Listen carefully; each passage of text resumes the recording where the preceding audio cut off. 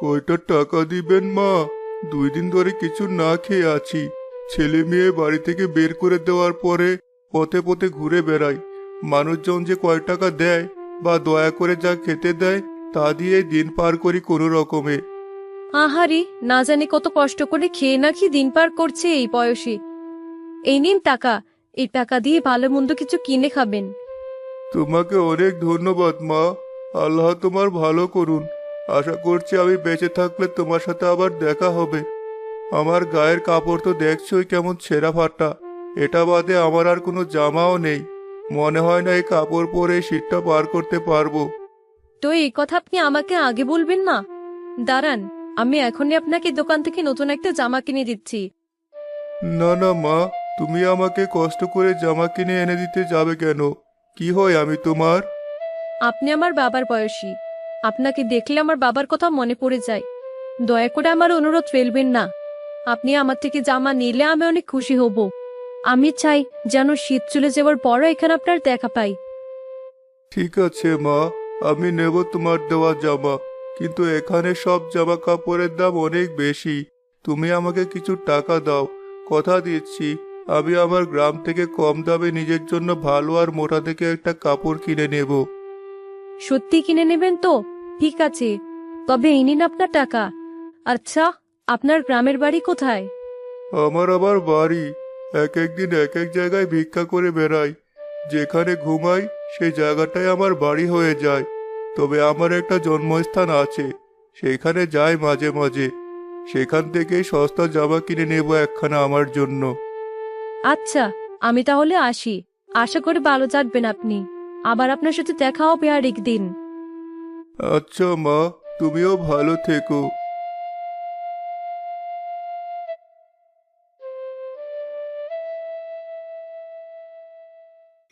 ভিক্ষা করা শেষে বুড়ো গেল পথে থাকা অন্য দুই ভিখারির সাথে কথা বলতে। কি ব্যাপার, আজ তোমাদের আয় রোজগার কেমন হলো?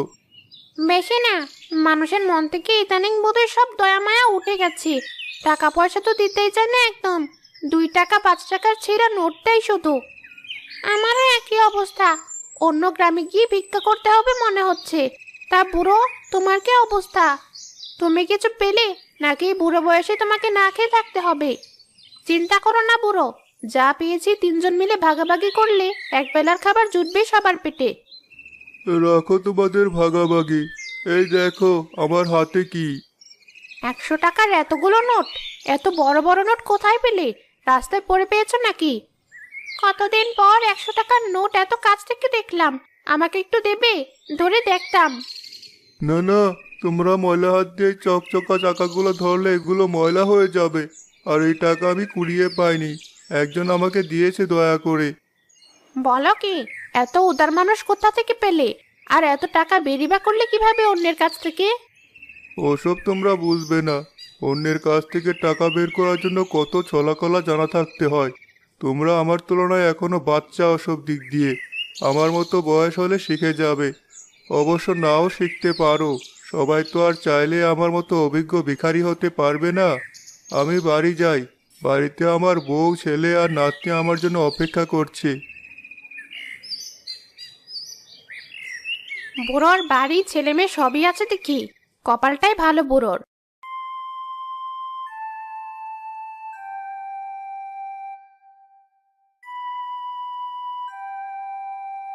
হয়েছে, এবার আর কেউ কিছু সন্দেহ করবে না।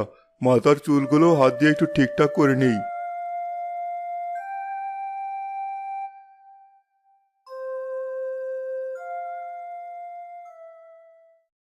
দরজা খুলো বউ। দাদা, অবশেষে তুমি এলে। কাউকে না বলে কোথায় চলে গিয়েছিলে তুমি? না বলে কখন গেলাম? তোর দাদিকে তো বলেই গেলাম। অনেকদিন পর আমার বন্ধু কামাল এসেছে, তার সাথে দেখা করব। মিথ্যা বলার জায়গা পাও না। তোমার বন্ধু কামাল তো সেই কখন থেকে আমাদের বাড়িতে এসে বসে আছে, আর তুমি কোথায় গিয়েছো তার কোনো খোঁজ নেই। ও, তুই এখানে? বাজারে যাসনি কেন? আমি তো গিয়েছিলামই বাজারে। কতক্ষণ দাঁড়িয়েছিলাম তোর জন্য, কিন্তু তুই আসলি না। কোথায় দাঁড়িয়েছিলি? আমি তো তোকে দেখলামই না। ওই তো, ওই বট গাছের নিচে। কিন্তু আমি তো তোকে পলাশ গাছের নিচে দাঁড়াতে বলেছিলাম, দেখেছিস? নিজে ভুলভাল জায়গায় দাঁড়িয়ে থেকে অযথা আমাকে দোষারোপ করতে চাইছিস। তো ও না হয় ভুল জায়গায় দাঁড়িয়েছিল, তুমি ওকে না পেয়ে সোজাসুজি বাড়ি না ফিরে এসে কোথায় চলে গিয়েছিলে? ওই তো বাজারের বাইরের লোকদের সাথে একটু আড্ডা দিচ্ছিলাম। দাদা, তুমি আবার আগের মতো ভিখারির সাথে ভিক্ষা করতে যাওনি তো? না না, তা কেন যাব? কি যে বলিস না তুই। বাবা, তুমি মিথ্যা বলো না। আমি জানি তুমি আবার ভিখারি সেজে অন্য গ্রামে ভিক্ষা করতে গিয়েছিলে। তোমার এই ছেঁড়া পাঞ্জাবিটা রাস্তায় আসার সময় পরে পেয়েছি আমি। দূর, বাতাসে বোধহয় ছেঁড়া পাঞ্জাবিটা রাস্তায় এসে পড়েছে। তাড়াহুড়া করতে গিয়ে পাঞ্জাবিটা ঠিক মতো থলেতেই পড়তে পারিনি। তোমার এই ভিক্ষা করার স্বভাব আর গেল না। কত করে বলি তোমাকে এসব বাদ দাও। তোমার নাতনিটা বড় হচ্ছে, কিন্তু তবুও তুমি তোমার এই বাজে স্বভাবটা একদমই বাদ দিতে পারো না। এটাই শেষবার, আর করব না। এর আগেও তো একই কথা বলেছিলে, বারবার একই কাজ করো তুমি। আর কতবার আমাদের বিশ্বাস ভাঙবে তুমি? বাবা, আপনার তো কোনো অভাব নেই। এই গ্রামে আপনি সবার চেয়ে বড় লোক, তবুও কেন বারবার ভিক্ষা করতে যান আপনি? আপনাকে কেউ চিনে ফেললে আমাদের মান সম্মানের কি হবে একবার ভেবে দেখেছেন? কিছু হবে না বৌমা, আমি খুব ভালো বেশ ধরতে পারি, সাথে গলা স্বরটাও পরিবর্তন করতে পারি। তবুও কেন যাও তুমি বারবার ভিক্ষা করতে? কি এমন আনন্দ পাও ভিক্ষা করে? আমরা সবাই তোমাকে বারবার মানা করার পরেও। মন্টুর মা, তুমি তো জানোই আমরা একসময় কত অভাবে ছিলাম। কোনো উপায় না পেয়ে অবশেষে পথে নামতে হয়েছিল আমার। সেই ভিক্ষার টাকায় তিল তিল করে জমিয়ে সেটা দিয়ে ব্যবসা করে আজ এই পর্যন্ত এসেছি আমি। কিন্তু বাবা, তোমার সেই কষ্টের দিন তো অনেক আগে শেষ হয়ে গেছে। তবুও তুমি কেন বারবার আগের দিনগুলোতে ফিরে যেতে চাও? কি করব বল, এই বুড়ো বয়সে কাজ ছাড়া বসে থাকতে ভালো লাগে না। তুমি তো চাইলে তোমার দোকানে বসতে পারো, অথবা কোনো নতুন ব্যবসা শুরু করতে পারো। কাজ ছাড়া কেন বসে থাকবে? ওসব করতে আর আমার ভালো লাগে না এখন। ভিক্ষা করার মাঝে একটা আলাদা আনন্দ আছে, মানে কোন দিন কেমন কাটবে তার কোনো ঠিক ঠিকানা নেই। কোনো কিছু না করে মানুষের কাছ থেকে বেশি টাকা হাতিয়ে নেওয়া একটা কৌশল, যা সবাই পারে না। এই দেখ, আমি আজকে কতগুলো চকচকে 100 টাকা নোট ভিক্ষা পেয়েছি। দাদার মাথা মনে হয় পুরোপুরি গেছে এবার। বুড়ো বয়সে তোমার ভীমরতি ধরেছে, লজ্জাও করে না মানুষকে মিথ্যা বলে তাদের কাছ থেকে ভিক্ষার টাকা নিতে? লজ্জা কেন করবে? যে টাকায় বাড়ি গাড়ি করেছি সে টাকা নিতে আবার কিসের লজ্জা? বাবা, তখন আপনি দায়ে পড়ে নিয়েছেন ভিক্ষার টাকা, কিন্তু এখন আপনার সামর্থ্য আছে। এরপরও যদি আপনি মানুষকে ঠকিয়ে তাদের কাছ থেকে ভিক্ষার টাকা নেন, তাহলে তো সেটা লজ্জারই বিষয়। আমি অত কিছু বুঝি না। আমার ভিক্ষা করতে ভালো লাগে, আমি ভিক্ষাই করব। অনেক চেষ্টা করেছি এটা ছাড়ার, কিন্তু পারছি না। লুকিয়ে লুকিয়ে আর কতদিন? তোমরা সবাই আমার টাকায় খাও পড়ো, আমি তোমাদের টাকায় না। আমি কেন এমন চোরের মতো চলাফেরা করব? ঠিক আছে, যাও, তুমি ভিক্ষুকের মতোই চলাফেরা করো গিয়ে। আমাদের ভালো কথা তো আর তোমার ভালো লাগবে না। বৌমা, এখন থেকে তোমার শ্বশুরকে প্রতিদিন সকাল সকাল নাস্তা খাইয়ে দিও, কারণ তার ভিক্ষা করতে বের হতে হবে। ঠিক আছে মা, বাবার যখন এটাই ইচ্ছা, আর আপনিও যখন আমাকে এটাই করতে বলছেন। বুড়ো পরদিন সকাল সকাল বের হয়ে গেল ভিক্ষা করার জন্য। এবার সে দূরে অন্য এক গ্রামে যাওয়ার জন্য হাঁটা শুরু করলো। যে রোদ উঠেছে রে বাবা, এই বুড়ো বয়সে এত দূর যাওয়ার সিদ্ধান্ত নেওয়াই ভুল হয়েছে। যেতে যেতে প্রায় অর্ধেক দিন শেষ, আর অর্ধেক রাস্তা তো বাকি আছে। এখন উল্টো পথ ঘুরেও যেতে পারবো না। বড্ড পানি পিপাসা পেয়েছে। এখানে যে পানি কোথায় পাবো? পানি লাগবে, পানি। আরে, তুই তো আমার ভয় পাইয়ে দিয়েছিলি। কথা নেই বার্তা নেই, হুট করে কোথা থেকে উড়ে আসলি? আমি আপনাকে দূর থেকে দেখেই বুঝেছি আপনি হাঁপিয়ে গিয়েছেন আর আপনার খুব পানি পিপাসা পেয়েছে, তাই আপনার কাছে দৌড়ে চলে আসলাম আপনাকে পানি খাওয়ানোর জন্য। খুব ভালো করেছিস। আজকাল তোর মতো ভালো বাচ্চা খুব কমই দেখা যায়। দে, পানিটা দে। তার আগে বলে দিই, এই পানিটা কিন্তু আমি আপনাকে বিনে পয়সা খাওয়াতে আসিনি। এই 1 গ্লাস পানির বদলে আমাকে 2 টাকা দিতে হবে। এই গ্রামে পানি পাওয়া অনেক কঠিন। সকাল সকাল গ্রামবাসীদের সাথে নলকূপের সামনে গিয়ে দাঁড়ালে তবে 1 কলসি পানি জোটে কপালে। বাহ, এই বয়সে ভালো ব্যবসা শুরু করেছিস দেখছি। দে দে, আমাকেও 1 গ্লাস পানি দে। দেবো তোকে 2 টাকা আমি। ঠিক আছে, এই নিন।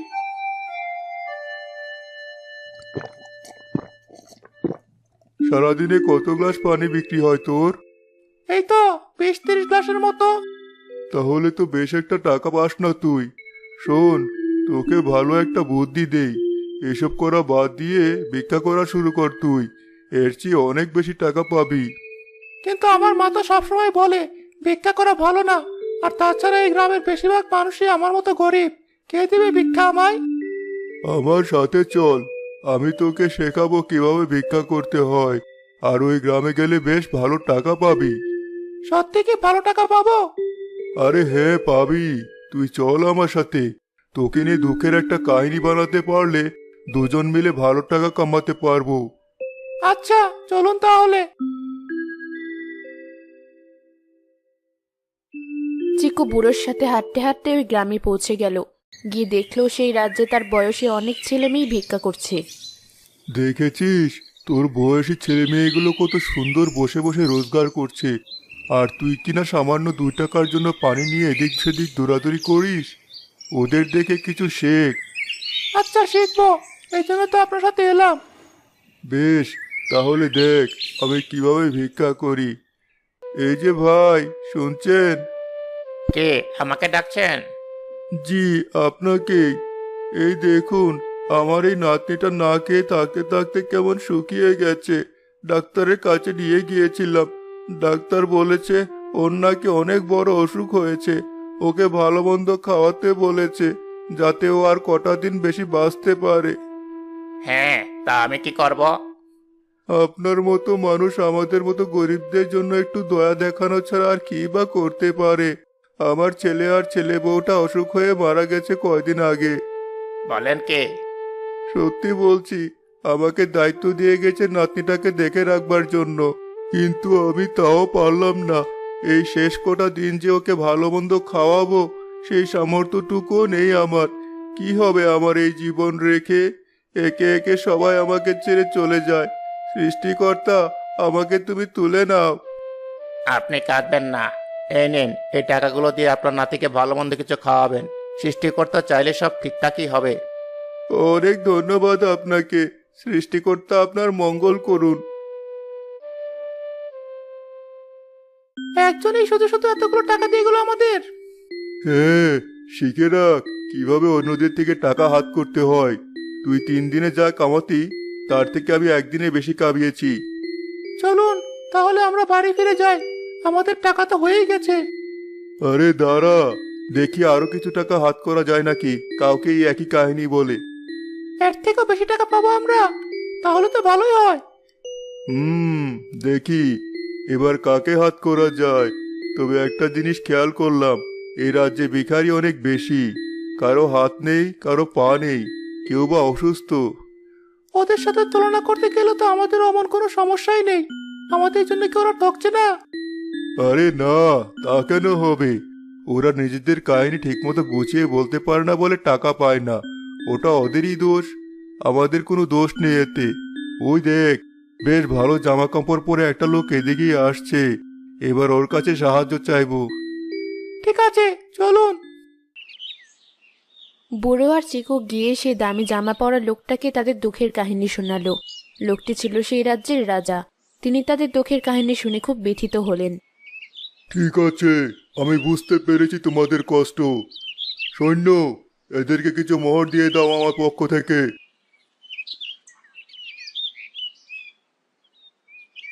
রাজামশাই, আমরা কি দোষ করলাম তাহলে? আমরা আপনার রাজ্যে সেই কবে থেকে ভিক্ষা করি, আমাদের রেখে আপনি দুটো অচেনা মানুষকে মোহর দিলেন। বুঝতেই পারিনি যে লোকটা এই রাজ্যের রাজা। আমাদের আজ কপালই খুলে গেছে মনে হয়। তোমার অভিযোগ ঠিক আছে, আমি স্বীকার করে নিলাম। সৈন্য, এখানে বসে থাকা সব ভিখারিদের 2টো করে স্বর্ণমুদ্রা দিয়ে দাও আমার পক্ষ থেকে। সেখানে থাকা সব ভিখারি 2টো করে স্বর্ণ মুদ্রা পেল। বুড়ো একটা মুদ্রা চিকুকে দিয়ে দিল। তারপর কিছু কেনাকাটা করে দুজন মিলে চিকুর বাড়ি গেল। মা দেখো কি কিনে নিয়ে এসেছি আমি। এত কি কিনে এনেছিস? এত টাকা কোথায় পেলি? এখন বোনকে আমার ভালো ডাক্তার দেখাতে পারবো মা। এই লোকটার কারণে আজ এতগুলো টাকা পেয়েছি আমি। সে আমাকে ভিক্ষা করা শিখিয়েছে। কি বললি? ভিক্ষা? তুই দূর হ আমার সামনে থেকে, আর আমার সামনে তোর ভিক্ষার টাকা কিনা সব জিনিসপত্র বাইরে ফেলে দিয়ে আয়। কেন মা, কি হয়েছে? তুই জানিস না কি হয়েছে? তোকে কি আমি সারা জীবন এই শিক্ষা দিয়েছি? তোর বাবা ভিক্ষা করে, সেই টাকা বাজি ধরে নষ্ট করত, তাই তো আজ আমাদের এই অবস্থা। তুইও সেই একই পথে আগাচ্ছিস। কিন্তু মা, আমি তো বাবার মতো বাজি ধরবো না। আজ ভিক্ষা করা শুরু করেছিস, কাল যে বাজি ধরবি না তার নিশ্চয়তা কি?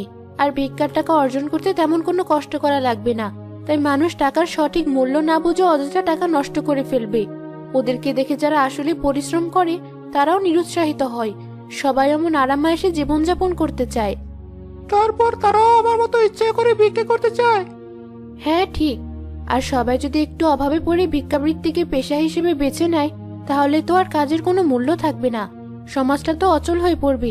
শোন চিকু, আমরা না খেয়ে মরে যেতে গেলেও তুই কখনো ভিক্ষা করবি না। তুই কষ্ট করে যা আনতে পারবি তাতেই আমরা খুশি থাকবো। ঠিক আছে মা, আমি তোমার কথা বুঝতে পেরেছি। এই নিন আপনার দেওয়া বেঁচে যাওয়া টাকা আর সোনার কয়েনটা। তোর মতো সুস্থ সবল ছেলে যদি পরিশ্রম না করে ভিক্ষা করে খায়, তাহলে যাদের আসলে সাহায্য প্রয়োজন তাদেরই ক্ষতি হবে। আর তুই যদি অসহায় সাজার অভিনয় করতে গিয়ে ধরা পড়িস, তাহলে যারা আসলে অসহায় তাদেরকে মানুষ সাহায্য করতে চাইবে না। দয়ালু মানুষরাও আর কাউকে সাহায্য করতে চাইবে না। তুই খুব ভালো কাজ করেছিস টাকাগুলো ফেরত দিয়ে। হ্যাঁ মা, আমারও এসব লাগবে না। আমি কষ্ট করেছি টাকা কামাই, সেটা নিয়ে আমি খুশি থাকতে পারবো। আমি আরো বেশি পরিশ্রম করব, যেন তোমাদেরকে টাকার অভাবে কষ্ট না করা লাগে। আমি এতদিনে বুঝলাম ভিক্ষা করার ক্ষতিকর দিকগুলো। তুই আর তোর মা মিলে আমার চোখ খুলে দিয়েছিস। আমি আসলে একজন ব্যবসায়ী, যার টাকা পয়সার অভাব নেই। এতদিন শখের বসে ভিক্ষা করে যে এভাবে মানুষের ক্ষতি করেছিলাম সেটা বুঝতে পারিনি। আজ থেকে তুই আমার ব্যবসায় সাহায্য করবি।